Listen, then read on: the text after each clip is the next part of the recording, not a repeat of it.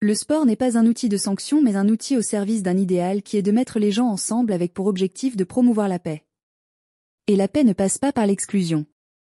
Le président de l'UCI, David Lappartient, s'est prononcé, vendredi 26 septembre, contre l'exclusion d'Israël des compétitions de cyclisme à cause de la guerre à Gaza, qu'il s'agisse des mondiaux au Rwanda, des championnats d'Europe ou de l'équipe Israël Premier Tech sur les autres courses du calendrier. Les athlètes israéliens, comme les athlètes palestiniens et tous les athlètes du monde sont les bienvenus sur nos compétitions, a-t-il insisté au lendemain de sa reconduction pour 4 années supplémentaires à la tête de l'instance, tout en réfutant les accusations d'un deux poids deux mesures avec la Russie, bannie du concert international. Le comité olympique russe est aujourd'hui suspendu parce que, dans ses statuts, il a incorporé les 4 oblasts qui appartiennent à l'Ukraine et parce que la Russie a attaqué l'Ukraine pendant la trêve olympique qui avait été votée à l'unanimité par les Nations Unies.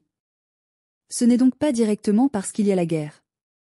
Sinon il y aurait malheureusement beaucoup plus de pays qui seraient suspendus, a-t-il argumenté. Concernant l'équipe Israël Premier Tech, David Lappartient a répété qu'il était très clair qu'elle avait le droit de participer aux courses, malgré les nombreuses manifestations qui ont perturbé le Tour d'Espagne.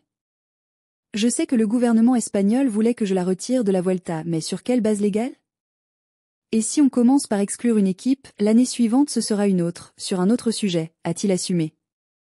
Le président de l'UCI a une nouvelle fois déploré qu'une course de vélo puisse être prise en otage. Que les gens qui protestent sautent sur la route et fassent tomber les coureurs est totalement inacceptable.